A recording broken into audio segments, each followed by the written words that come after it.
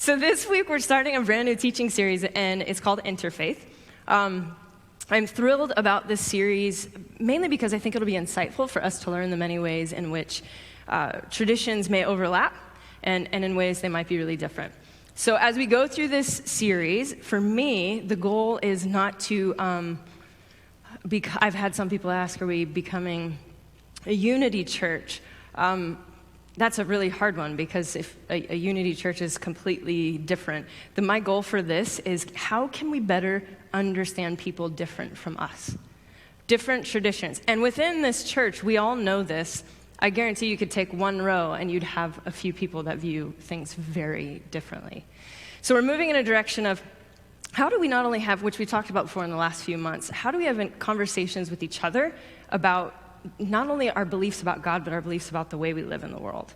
They're hard conversations. Then taking it a step further and going, how do we have those conversations with people that believe things really differently from us? Which sometimes comes easier for some of us, because it's like, oh, well, you're a different faith. And sometimes it's harder to have the differing conversations with people of the same faith. But it is my desire, really, that we would maybe, hopefully, through this whole series, learn some of our shared similarities and celebrate our differences.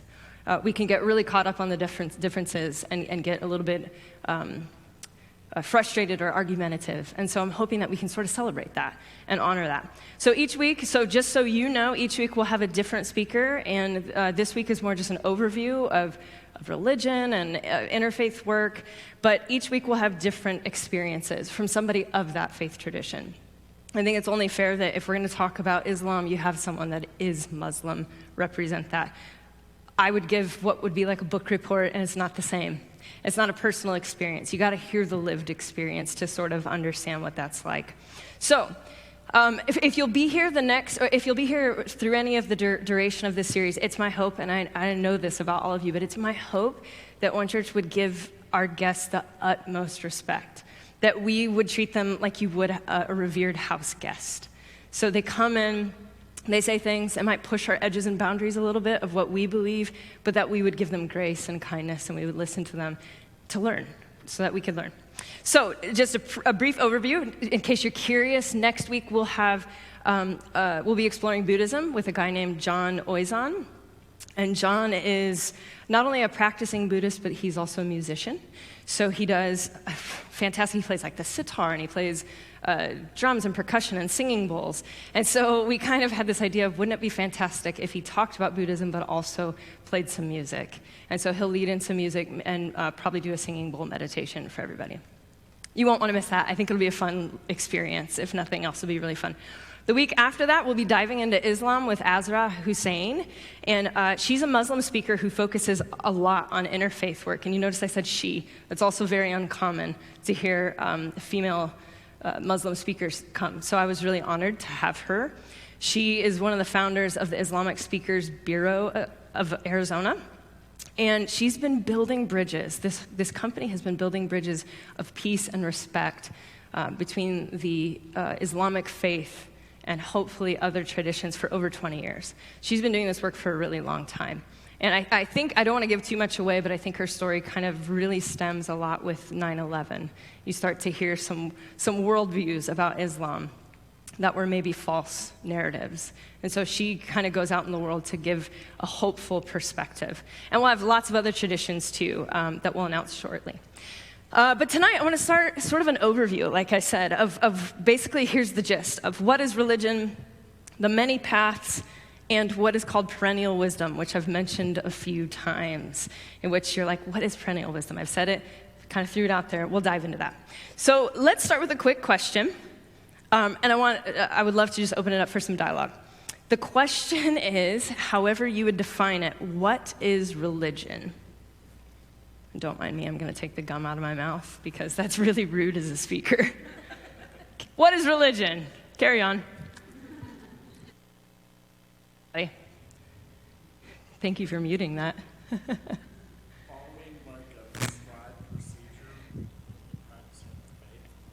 Following a prescribed procedure of practicing your faith. Okay? Yeah, Kayla. A structured belief system? Absolutely. Anybody else would be like, yes, that's what I think of when I think of religion. Yep. Okay? I like the word religare in Latin means divine. Mm-hmm. So when we think of religion in America, it has come to mean institutions because they help create divine. Dogma, divine. Groups, whatever. So religion versus spirituality, they used to mean the same interchangeably 50 years ago. Yes. They mean very different things. Okay, so if you missed that, there's a lot covered there, but basically one of the definitions of that Latin root of religion would be to bind. And now religion and spirituality used to be different. They used to mean similar things or same things, but now they mean very different. So maybe when you're talking about binding, maybe it's a different kind of binding that's happening now. Anybody else? What is religion? Yeah, it's not an engaging question. It's sort of like a school, what is religion? Religion is such a load, but really you have to admit religion is a really loaded and nuanced word. Some people prefer the word religion. This is my religion that I practice. Some people prefer the word spirituality. I personally don't think it's right or wrong, whichever way suits you. Like, we all have different attachments to words as we hear them. So some people are going to hear the word religion and have a lot of baggage. It's going to carry a lot of weight to it, and some will hear religion and hear something that gives them a sanctuary. So it just depends on your experience. So as Peter mentioned briefly, the word religion is believed to derive from the Latin word religio, and religio basically would mean religament, so to bind or attach. Besides a ligament, which is connective tissue, if we can sort of use that as imagery, besides that, it's something that is used to unite people. So it's a bond, right? So at its root, its etymology, which is fascinating to me, religion was, at one point, something that was defined as something that unites and reconnects. Would you say, just for curiosity's sake, do you think that is accurate today? Now, and there's no right or wrong answer here, and there's probably not one answer. Do you think religion unites and reconnects? Unites the in-group. Okay. So the people in the group, they're united. Yeah, we've got a lot of people that are going, yep. Anybody have a differing view?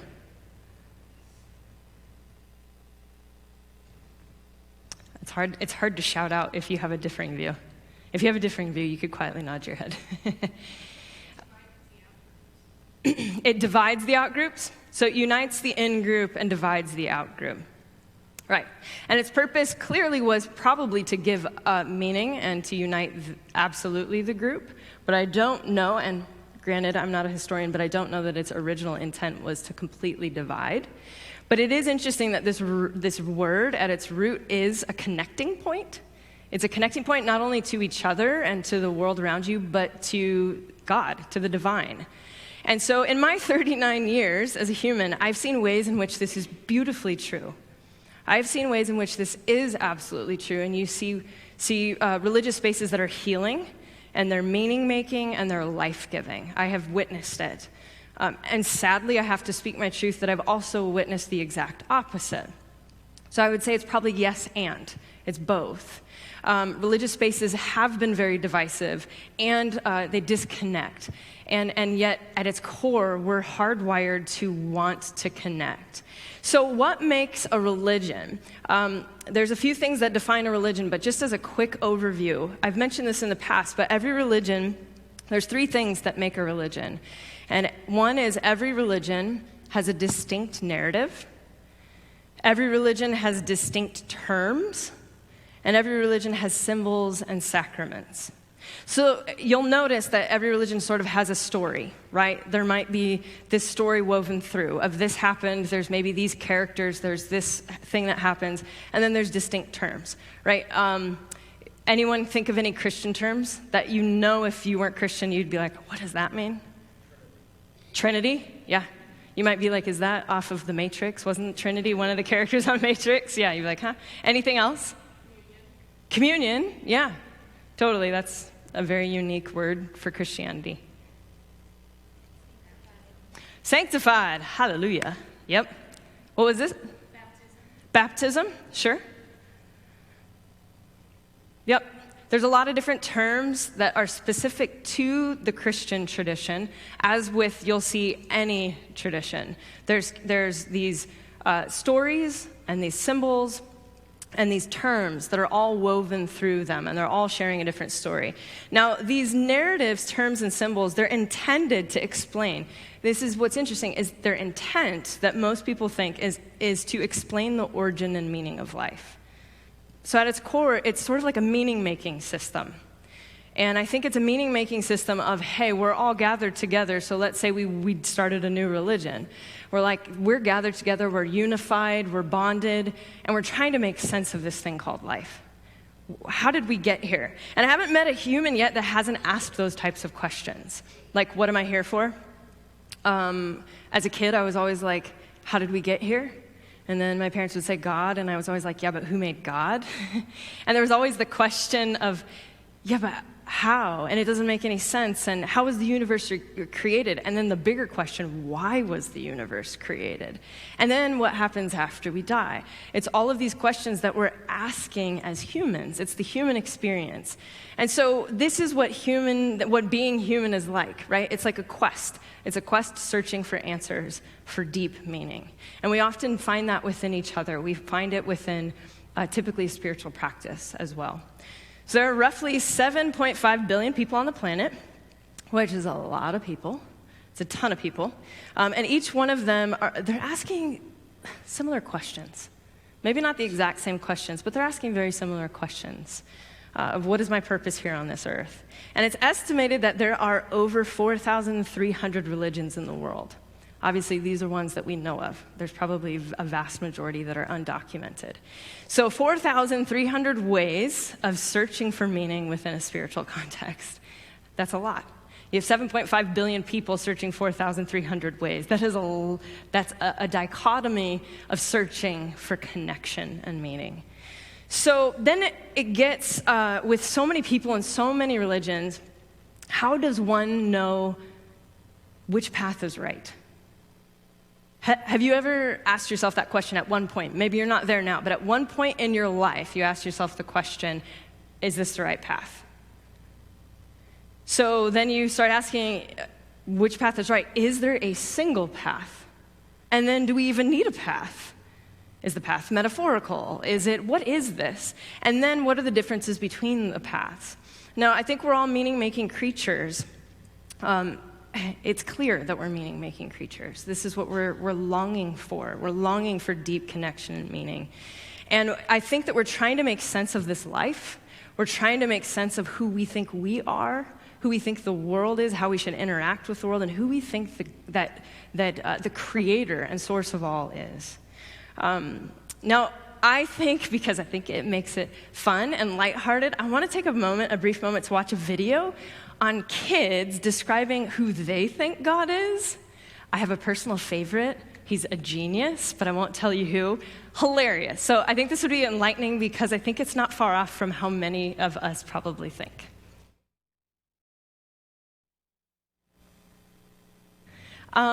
Okay, my favorite is pretty obvious.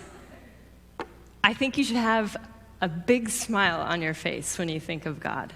I love that statement. If the God you think of doesn't give you a big smile on your face, maybe you need a new one. I think that it's amazing to me that even from an early age, we're exploring ideas of how the world works and who we think God is. You hear these kids, they're probably, ages 7 to 10, taking a ballpark guess, and they're coming up with really creative, formative thoughts. Thoughts about gender. What does God look like? Is God a person? How does God love? How does God show up in the world? Deep thoughts, deep thoughts about God. And I think that it's a reflection that even though these kids are kids, I think that if we'll cultivate it and dig deep, we'll discover we have that curious little kid within us today. And some of us tend to kind of grow up, life gets hard, and you can shut that off and stop being curious. I think we get labeled doubters or skeptics, which is true. And then in the same breath, there's curiosity and deep wonder. And I think that's so healthy to say, hey, Yeah, who is God? One of my favorite questions to ask people is, who was God to you before others told you who God should be? And I have actually, any question I ask someone, I try to flip the script and answer it myself. And I thought about it, and it was hard for me to separate, could I know? Because I've been told about God since literally the moment I was born into this world. My dad was a pastor. We were pretty much raised in church. And yet I feel like there was always a sense of knowing and a connection, a deep inner knowing of who I thought the Creator was. And so it's interesting to go back to that root source of who you think that is. And so lately I've been asking, I always ask questions. You know me, I love asking questions. It's really a fascinating way to not only get to know other people and hear their perspectives, but also to get to know yourself and how you react to different things. That's something I wasn't expecting in my quest of asking people lots of questions. It also reflects things on me. And so one of the questions I've been asking lately is, I've been asking a lot of people this question, and a lot of different groups of people, is there only one true path, or are there many paths to God? Now, we could use the word God, we could use divine, or love, or source, or creator, or whatever we want to call that. But is there only one true path, or are there many paths? Now, as I've asked this question lately, I'll be honest, I've gotten a lot of different responses, and most of them were really careful and thought out. Diverse answers, right? So some said only one path, and some said many, and some said none, and some said I don't believe in God. Lots of variety. Most of them were really thoughtful. And I really loved that people were respectful enough. And maybe that's the type of community I've cultivated around me. They were really thoughtful and respectful in how they conducted their response. I did, however, get a couple that were a little angry even that I posed the question. Because if we're honest, the question itself proposes the idea that there could be any other way to God than through Christianity. And that, I think, for some can be threatening. It can be very threatening. I know probably 10 years ago in my life, that would have been a very threatening question. And there's a quote, it reminded me of a Hindu proverb that says, there are hundreds of paths up the mountain, all leading the same direction. The only ones wasting time are the ones who run around the mountain telling everyone else their path is wrong. And I thought it was funny because in some ways, you go, no matter what your perspective is, you go, well, yeah, energetically speaking, that is really rough to be the person that's just circling the mountain, saying, you're wrong, you're wrong, you're wrong. That's really difficult. So then I started thinking about, just like these kids, these little kids who are raised in different traditions, what about those who were raised with a different path? And this is what's always the harder concept, is if we tend to lean towards there's only one path, what about the kids raised in a remote tribe?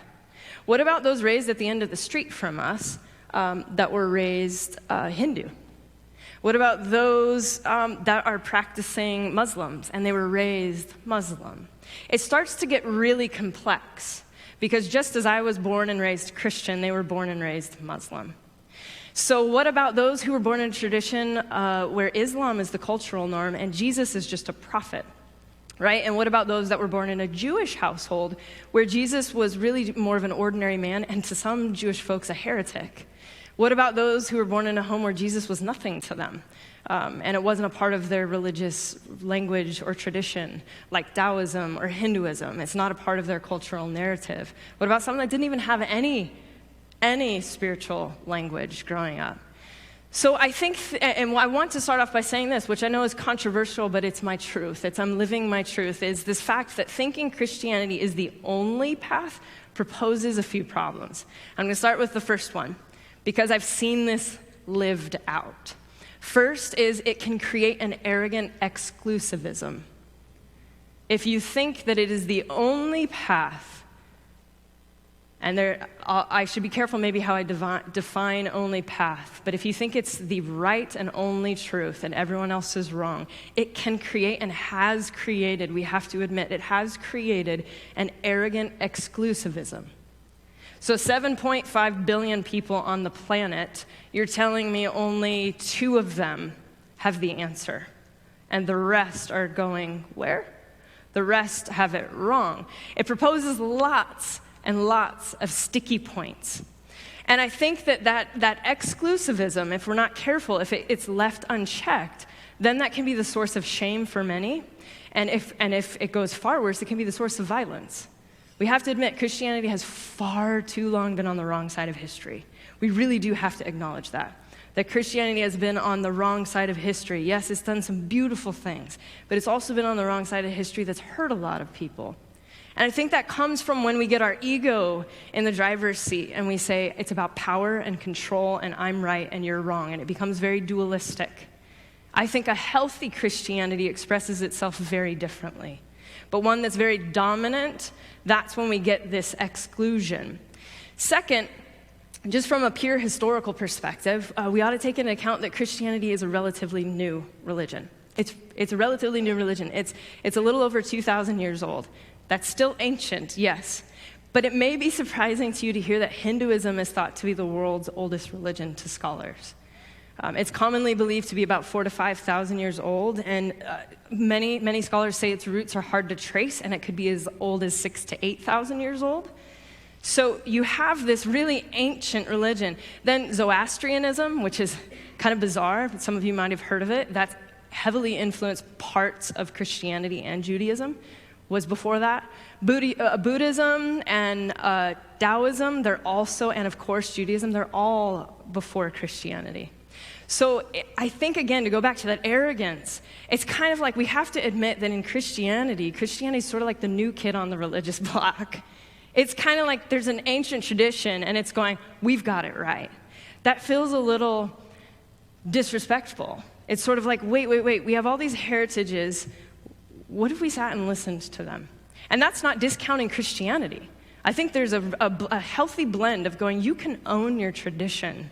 You can live into the fullness of your tradition and still make space for all those that have gone before you. So, and even before that, so let's go way before that, because we know the world is way older than 6,000 to 8,000 years old, right? Archaeological history points us to early burial rituals. We have those that we see in the Middle East that were far back into the 100,000 BCE. So this is a very long time ago. We have these, Stonehenge. We have these different practices that point to, hey, this is an ancient thing that we've been doing for probably a long time. These, what probably at that point was like early pagan earth rituals.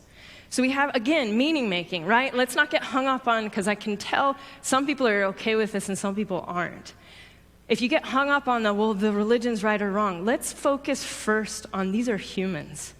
These are humans born on this earth, on this planet, and trying to make sense of what is my purpose here. So long before Christ, long before Buddha, long before Vishnu and Allah and all of these different people, you have people and earth. And they're trying to make sense of things. And the narrative goes on that they're forming, as the world evolves, they're forming these meaning-making rituals, these different religions, these different practices, all to try to connect and to connect with one another.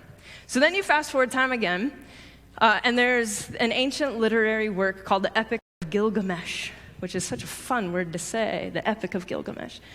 It was written roughly around 1,300 BCE. And this epic or story, it's believed to be one of the oldest stories, if not the oldest story ever recorded. So it's written on 12 clay tablets found in ancient Mesopotamia, which we know as modern-day Iraq. So we have this really old story written on tablets. Now, the story focuses on the main character, Gilgamesh, who's a king. Gilgamesh is born of a divine goddess mother and a earthly or human king father. So that makes Gilgamesh one half human and one half God. So both God and man.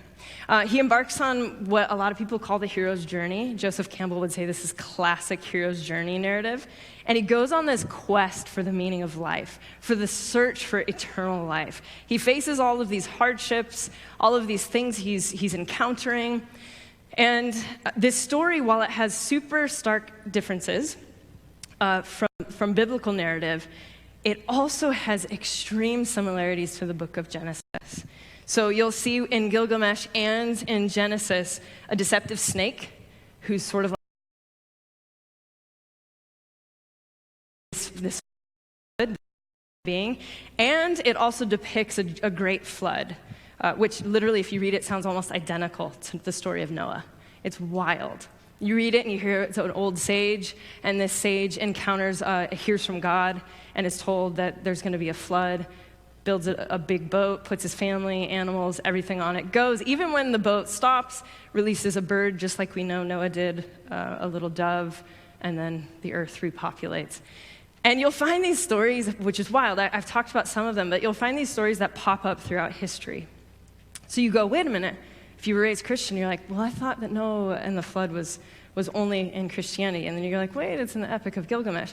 Then you start looking at history and you start hearing of this great flood in lots of places. And so I think you can easily do one of two things. I think it can be super easy at that point when you hear that, because I hear this a lot. It can be super easy at that point to just write off the Bible as being antiquated biblical literature. That it's antiquated literature that's co-opted a lot of stories, and then stories, rituals from other sacred practices. And I don't judge you if you think that way. I don't judge you if you think that way at all, because in some ways I can empathize and see that. But I'd like to suggest maybe there's like deeper questions we can get into that isn't stuck in the duality of right and wrong, that isn't about this or that. Deeper questions that would say, why were these stories even passed down? Why have our ancient ancestors, since practically the beginning of time, been passing down a lot of these different stories? What did it mean to them? What does it mean to us? Is there anything that it means to us? What are they trying to say? And that's what I'm more focused on, is what are some of the hidden truths in these stories, if any at all? So while each religion is different, we see that. We have to acknowledge, I hear often religions are the same. I've been guilty of saying that as just a general overstatement. We have to acknowledge that religions aren't, they're vastly different, extremely different. I think we could say that maybe the string of cord between all of them, the truth that they're getting at, there's a similarity and a sameness there. But their stories and symbols and narratives, those are vastly different. And so when we honor that, we see that while they're different, there's a reoccurring wisdom, right? So the Epic of Gilgamesh and then Genesis, and we hear it in all these different stories and even different cultures in different parts of time. So there's this reoccurring wisdom, a wisdom that speaks about humanity. Yes, it speaks about God. It speaks a lot about humanity and how we relate to one another, how we relate to the world around us, and how we relate to the divine. This is the very thing that we call, and many, many scholars call, perennial wisdom. So some would call it the perennial philosophy or perennial tradition. The word perennial, it means everlasting or eternal. Now, nature, anybody have an idea of how nature gives us a really great example of perennial? Anybody really good with gardening? Got a couple people? Yeah, you. I'm terrible. You could give me some tips. So if you're good at growing any kinds of flower or plant, I think nature gives us a great example of this word perennial. I think nature in and of itself holds perennial wisdom, because there's a pattern of seasons that change. There's trees that bloom, and then they go dormant and the leaves fall. And seasons come and go, but just like that perennial flower, it always pops up, blooms, and returns again. And so this perennial wisdom is just that it's like this eternal sacred wisdom that maybe kind of goes away and comes over here, and it's found over here. And then it's sort of like, oh, I'm over here. And then now I'm over here. And my younger self would be listening to me right now going, Angie, you are going to hell. My current self goes, it makes such sense, because how on earth could the divine be contained? How on earth, if you want to approach it from a Christian lens, in the beginning was the Word. In the beginning was the Word, and the Word was with God, and the Word was God. And so the beginning was this thing. When was the beginning? Well, we know scientifically, probably billions of years ago. In the beginning was this thing that wanted to be birthed, this thing that exploded into light and created. And so then that thing wants to express. We could call that thing source, love, divine, God. It wants to express, and it wants to create, and it wants to connect, and it wants to love, and it wants to flow. Some of you, this will be new language. Some of you are like, yes, you're speaking my language. I believe, though, that this wisdom is woven into the very fabric of our DNA. I really do. I think it's about remembering this. Rabbi Rami Shapiro says these words about this ancient truth. The truth that we're talking about is called perennial wisdom. Perennial because it reoccurs in every civilization throughout recorded human history, and wisdom because it reveals the true nature of life and how best to live it. What perennial wisdom frees you from is the illusion of otherness that fuels the sense of fear and alienation that drives so much of our ego-centered, I think that's supposed to say that drives so much of our ego-centered lives. And so it's like this deep, rich wisdom that we know deep in that God-self core that says, hey, this is where this rich wisdom is. Now, quick summary of the perennial wisdom. I think most of you are getting at, but most of you are getting this because it's a kind of a simple concept to grasp. But in regards to speaking about religions, as we're going to do in the next, I think we have about 6 to 8 weeks scheduled for this topic. In talking about this, it's helpful to know that the perennial wisdom could be characterized by like maybe 4 different things. And I'll briefly go over them. One is all of life is a manifestation of a single reality. Okay, so reality is kind of maybe a cold word for some people, so you may call it God. All of life is a manifestation of God. Or we may know this reality as Allah, or Source, or Tao, or Yahweh, or Brahman, or True Self, God Self, Great Spirit, Holy Spirit, the list goes on, right? Whatever, put that word in. Jesus, put that word in there. And insert that word. All of life is a manifestation of this single source. The second characteristic would be human beings have an innate capacity and desire and longing for this divine reality. So it's like within all of these traditions, all of these wisdom traditions are saying, hey, there's something in this story that's pointing to the fact that we all have this within us. We're all saying, yeah, we want to long and connect for this divine source. Then the last one would be being in union with this divine source, this divine reality, and all of creation is the highest human calling. And so each one might look different, right? If you study world religion and comparative religion, they each express a different lesson. To say they're all teaching the exact same thing would be unfair, because they're not. But I do think at the core of it, they're saying, hey, there's a connection with Source. I'm trying to connect to that. And how I connect to that and how I connect with others, that is the ultimate goal here. So we see these principles in most of the world's religions. And Christian author William Stoddart, he says it this way. He wrote a book on, in particular, Christian perennialism. And his quote is, the central idea of the perennial philosophy is that the divine truth is one. Okay, so this divine truth, I'm talking like capital T truth. This truth is one, it's timeless, and it's universal.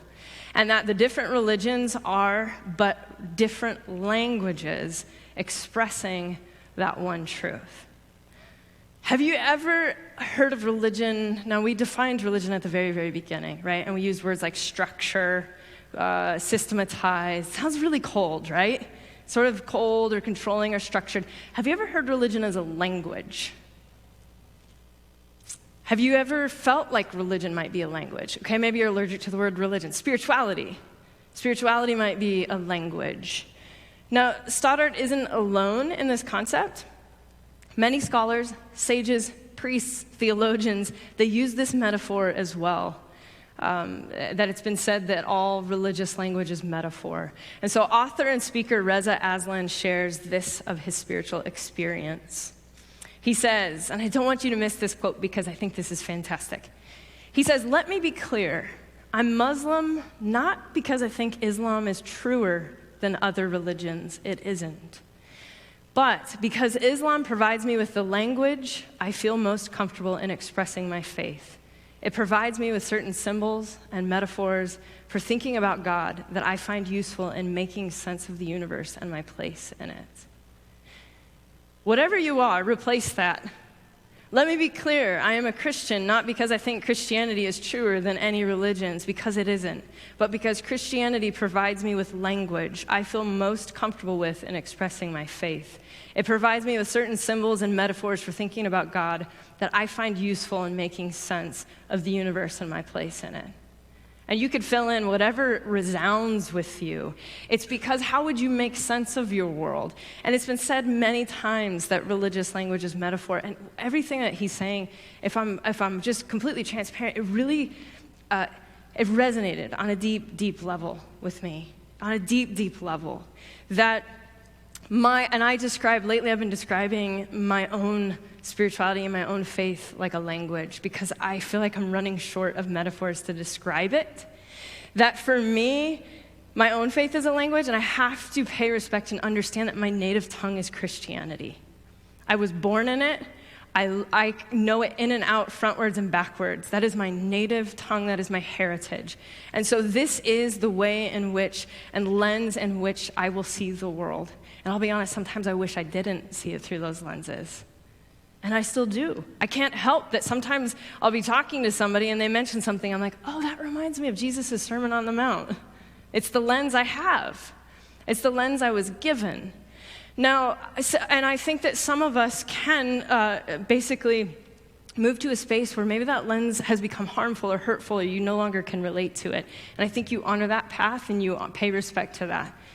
And I think that for me, I've been listening to and slowly learning other languages and ways in which they too seek the divine, which makes the label of who you are and what you believe a little complex and convoluted. I'm not focused on labels right now in my life because for me, I'm going, there's a truth here, a truth that I felt since I was a child. It's a truth I found in Christianity, a truth I found outside of Christianity, a truth I found with people in this room. It's a truth that is bigger, that can't be contained. We're almost done. I know this is a little long, but this is hard. Perennial wisdom. It was like, how do I even? There's so much here. I could probably write a book. In 1984, Father Thomas Keating embarked on what would have been a journey. It ended up being a journey of 35 years, so pretty much almost my entire lifetime, where he was in this hermitage and he invited different people from different faiths. So Thomas Keating is a Catholic father, so he's practicing the Christian tradition. And he decides to invite people from a different practice, a different spiritual or religious way of being, to come basically live together and share together a contemplative practice. And what's wild is they discovered while they were practicing their own religion and rituals privately, separately, they would come together as one and practice a contemplative practice. So contemplation or meditation, something centering prayer, something that was like a group thing where maybe it wasn't focused so much on belief systems, but just a coming together. And they discovered that while they were doing this, they all compared that they felt like they were mining the same truth. People from all walks of life, mining the same truth, that they were connecting to that same source. And it was a resounding, yeah, you might believe very differently, but I feel like we're connecting to the same thing. Despite their differences, they were able to connect to the perennial, to the eternal source. Our previous pastor, Aaron, had a guy that I'm totally drawing a blank on the palliative care.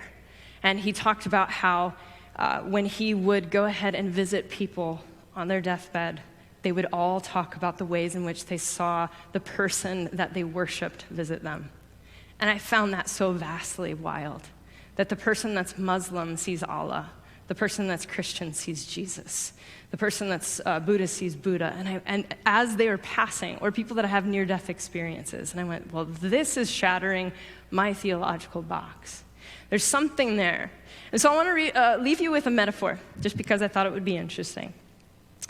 So in college, I went to art school, and as part of my studies, we had to take a color theory class. And it trains an artist to understand not only like the science behind color, but also the ways in which colors are perceived. So you get why, like UPS, for instance, is brown because brown is really trustworthy and grounding. It represents the earth, so it's grounding. We don't know that, but on a psychological level, we know that. And so you start to learn the ways in which certain colors depict certain things and how they interact with each other. And so we played with color and pigments and paint and all sorts of different mediums. We started to play with how color reacted, and it was really fascinating. We even started to play with not only pigments, but how light worked, colors and light. Now that was really fascinating because contrary to what most of us believe about color, in art theory, white, the color of white, isn't the absence of color, but it's the sum of all colors. And I know some of you are like, what? It's true. So white is the sum of all colors, and when you think of a ray of light, think of a ray of light that's refracted and becomes a rainbow.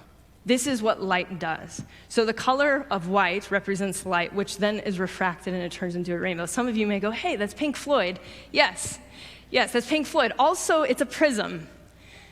And so, some of you just looked up. Yes, the graphic on the screen. So have you ever seen a prism in real life? Anybody? It's like a little, usually different shapes, but typically you'll see them, they're like a triangle, and it's like a glass, three-dimensional object. So if you have a prism, which I wish I had one here now, so this one will be our placeholder. You have this prism and you have a beam of light. And this beam of light hits this three-dimensional glass-like object, and then it causes a spectrum of colors to burst forth, which are all different expressions and values of that single source of light. It is so fascinating. You'll see something that just looks like one thing, it hits this thing and it becomes many things. Because those, as we know, anyone know the colors of the rainbow? Yeah, what is it? Yeah, does anyone remember what it's called? Roy G. Biv? Did anyone learn that? Am I the only art nerd? Roy G. Biv, actually I think it was science is where we learned it first. Roy G. Biv, so those are the colors that we see of the rainbow, which is the colors of light. I cannot, and I know it's such a simple metaphor, but I cannot think of anything as we're going into this Interfaith series, anything that better describes how I think the divine is reflected by humanity. You have this single source of light that shines onto humanity and it bursts forth from humanity into many expressions. That is what I see when I see what I think God is and the expression of that. There's an old adage, this is one mountain, many paths, or one truth, many paths. And sometimes I wonder, do we need a path or do we just need awareness? Which awareness is a path, let's be honest. It's all the same. And if the musicians can come up at this time. And so I want to leave you with this, because I know, again, I tend to be, I spoke at a church once, and the guy said, Angie, that name, and he's got a very thick, his name is Sergio, and he has a very thick, like, Hispanic accent. I think I can't remember where he said he was from, really thick accent, and he says, Angie, like angel, which means divine disruptor. And I went, ooh, well, I don't know if you're speaking my truth about my future, but I think that's true. I've noticed this is true. The older they get, the more I'm like, this is my truth, and I'm saying it, and I know that it feels disruptive. When you hear these things of like, wait a minute, is there one God? The point is not, my opinion is, yes, I have a very clear path for my own life. I have a very clear thought. It's not to prove one way or the other. It's to show, as we move into this series, can we lean into this perennial? Can we lean into this truth that would hold tension for probably lots of gray? Hold tension for probably lots of questions of, I don't know that I believe that at all. I'm hearing what they're saying. I actually completely disagree. What if we did like what we talked about months ago, actually, when we did the Lent series about listening, where we didn't even make it about us, but we tried to engage in listening to them. I think you might be surprised that when you do listen to them, you may find, you honestly may think most of it's garbage, but you may find there's something in what they're saying that is a different truth, but still, if you listen deep, it still may resound here. There still might be a truth that echoes and goes, yeah, we're using different symbols and language and narratives, but there's something at my core that says, I know what you're saying. So I'll leave you with this. I truly, personally believe that if the goal is union with the divine, in whichever way you know that you'll find that. I truly believe that. And so I'll leave you with these words that are ancient. They've been spoken for 2,000 years, that Jesus says in Matthew 7:7, ask and it will be given to you.